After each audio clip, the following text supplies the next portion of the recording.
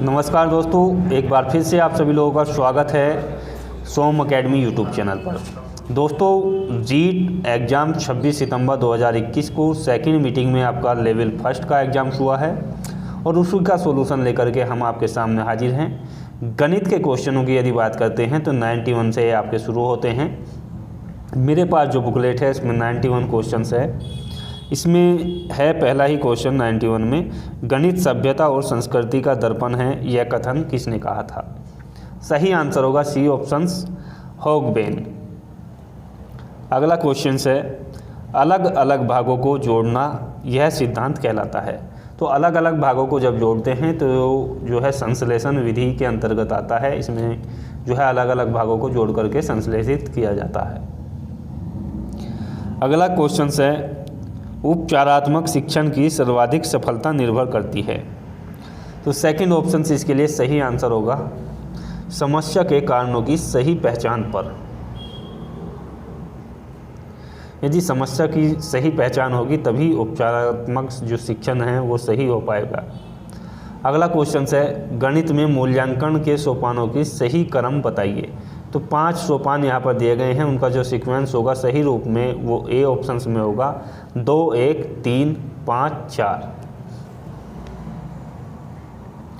अगले क्वेश्चन में पूछा गया है, किसी छात्र ने नीचे दी गई संख्याओं को पढ़ने में जो है कुछ त्रुटि कर दी, 306, 406, 408, 4020। तो उसने जो है इनको पढ़ा है 30, 6, 40, 6, 40, 8, 40, 20। पढ़ने में त्रुटि का कारण है कि, तो डी ऑप्शन आपको दिखाई देगा, छात्र स्थानीय मान की संकल्पना को नहीं समझ पाया और उसे केवल 2 अंकीय संख्याओं को पढ़ने जो है आसान लगता है, तो तभी उन्हें सारी कन्वर्ट कर करके 2 अंकों में आपको बता दी। अगला क्वेश्चन है, 20 मीटर लंबी, 5 मीटर ऊंची और 50 सेंटीमीटर मोटी दीवार को 2 दरवाजे 2 मीटर और 1.5 मीटर के माप के हैं। बनवाने में 25 सेंटीमीटर, 16 सेंटीमीटर और 10 सेंटीमीटर माप की कितनी ईंटों की आवश्यकता होगी। सही आंसर होगा 11,750। अगला क्वेश्चन से एक यहाँ पर चित्र दिया गया है जिसमें आपसे एक कोण पूछा गया है और कोण का जो सही मान होगा PQR किसके बराबर होगा। तो सही आंसर होगा बी ऑप्शन 60 डिग्री। अगले क्वेश्चन में पूछा गया है, 2 दशमलव संख्याओं की गुणन जैसे 0.4 गुना 0.2 बराबर 0.08 को संपूर्णता को समझाने के लिए जो है शिक्षण अधिगम का साधन कौन सा सही रहेगा। तो ग्राफ पेपर इसके लिए बेस्ट ऑप्शन है, डी ऑप्शन। कुछ चित्र दिए गए हैं जिसमें पूछा गया है कि चिन्हों का उपयोग करते हुए निम्न में से कौन संख्या 9 को प्रदर्शित करता है। तो ए ऑप्शन इसके लिए सही आंसर हो जाएगा। अगला क्वेश्चन है, एक व्यक्ति का मासिक वेतन जो है 24,000 रुपये है। उसके शिक्षण पर किए गए खर्च को यदि पाई चार्ट में दर्शाने की बात की जाए तो केंद्रीय कोण 60 डिग्री आता है, तो उसका शिक्षा पर व्यय होगा। तो देखिएगा पाई चार्ट में जो है 360 डिग्री का कोण बनता है और ये छठा हिस्सा बैठता है आपका 60 डिग्री। तो 24,000 का यदि छठे हिस्से की बात की जाए तो आपका 4,000 सही आंसर हो जाएगा। अगला क्वेश्चन है, पी ने 9,000 रुपये का जो है 8.5% साधारण ब्याज की दर से 2 वर्ष 8 महीने का जो है ब्याज दिया, तो उसे कुल कितनी राशि मिलेगी। तो 9,000 रुपये तो उसको मिलने ही मिलने हैं और प्लस में उसको जो है ब्याज भी देना होगा, तो ये हो जाएंगे आपके 11,040 रुपये। अगला क्वेश्चन है, इसमें पूछा गया है, एक 22 सेंटीमीटर गुना 4 सेंटीमीटर के आयताकार कागज को मोड़ करके 4 सेंटीमीटर ऊंचाई का एक बेलन बनाया गया। बेलन का वक्र पृष्ठ का क्षेत्रफल आपको ज्ञात करना है। तो सही आंसर हो जाएगा 88 पाई सेंटीमीटर स्क्वायर। नेक्स्ट क्वेश्चन है, इसमें एक चित्र दिया गया है और उसमें भी आपसे एक कोण पूछा गया था, तो इसका जो सही आंसर हो जाएगा वो हो जाएगा बी ऑप्शन अर्थात 65 डिग्री।